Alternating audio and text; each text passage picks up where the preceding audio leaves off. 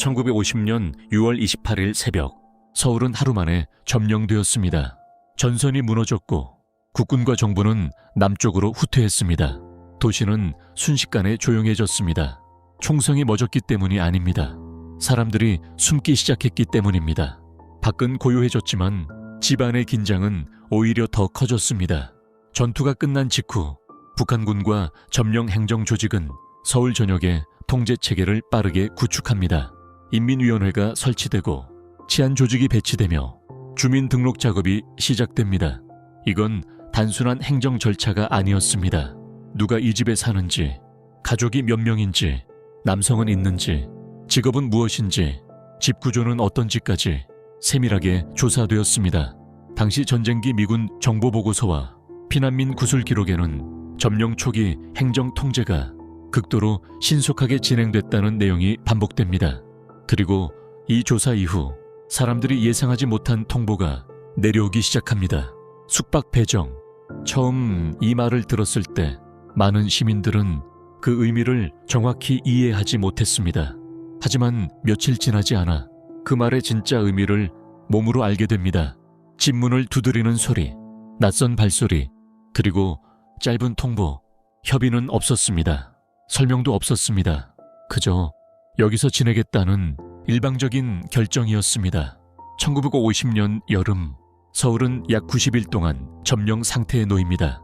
이 기간 동안 군병력과 행정인력은 도시 내부에 장기 주둔해야 했습니다. 문제는 변경시설이 거의 없었다는 점입니다. 갑작스럽게 점령된 대도시는 군주둔 인프라가 준비되어 있지 않았습니다. 그 결과 가장 현실적인 선택이 내려집니다. 민간 주거 공간 활용. 전쟁기 자료에서 확인되는 주거 증발 또는 현지 숙소 확보라는 표현은 바로 이 상황을 의미합니다. 하지만 문서 속 표현은 차분합니다. 현실은 전혀 차분하지 않았습니다. 특히 남성이 집을 비운 가정이 우선 대상이 되는 경우가 많았다는 증언이 반복적으로 등장합니다. 당시 국군 후퇴, 피난, 징집 등으로 많은 가정의 가장이 집을 떠난 상태였습니다.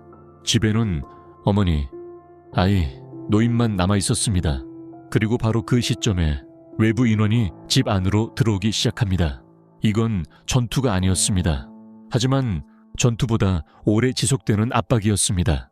낮에는 말수가 줄어들고 밤에는 불을 늦게 끄지 못하고 집 안에서조차 조심해야 하는 생활이 시작됩니다.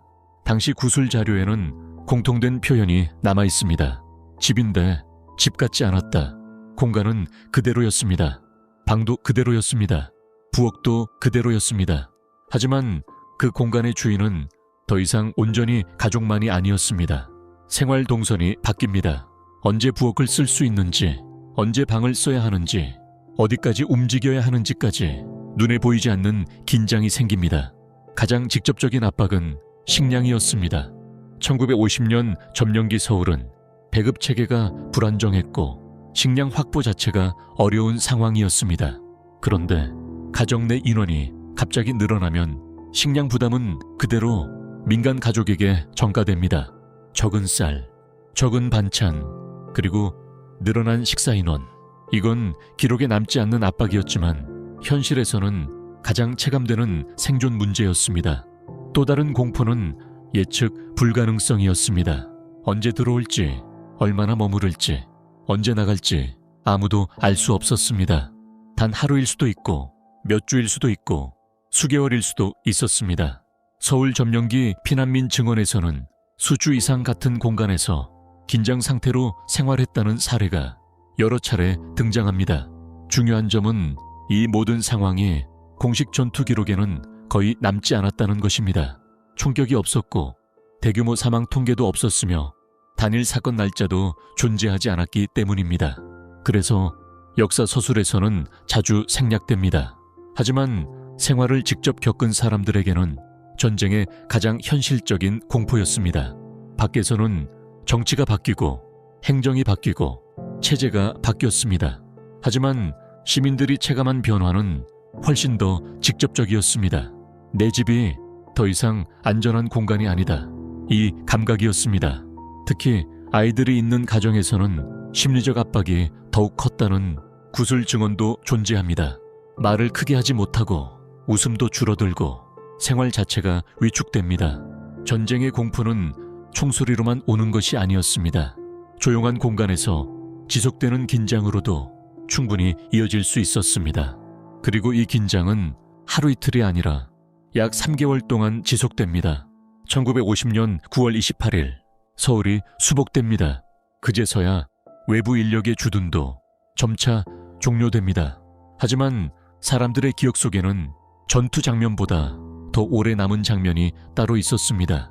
총성이 들리던 거리보다 더 선명하게 남은 기억, 바로 집안의 긴장이었습니다. 전쟁은 거리에서 벌어졌지만 점령기의 통제는 생활 속으로 들어왔습니다. 이 사건이 더 분노를 자극하는 이유는 눈에 보이는 폭력이 적었기 때문이 아닙니다. 오히려 피할 수 없는 공간에서 지속적으로 이어졌기 때문입니다. 도망칠 수 있는 전선이 아니라 벗어날 수 없는 집안, 그리고 하루 종일 이어지는 긴장. 그래서 많은 증언에서 비슷한 말이 반복됩니다. 전쟁보다 점령기의 생활이 더 숨 막혔다. 전쟁은 언젠가 끝납니다. 전선은 이동합니다. 하지만 생활 공간이 통제되는 순간 사람의 일상 자체가 무너집니다. 이 사건은 대규모 학살처럼 기록되지 않았고 재판 사건처럼 문서화되지도 않았습니다. 그러나 점령기 서울의 민간인들이 가장 직접적으로 겪었던 생활 침투형 통제 사례 중 하나로 구술사와 전쟁기 기록 속에 조용히 남아 있습니다. 도시는 점령되었습니다. 행정은 바뀌었습니다. 그리고 어느 순간부터 사람들은 깨닫기 시작합니다. 전쟁이 끝난 것이 아니라 이제 일상이 점령되고 있었다는 사실을 말입니다.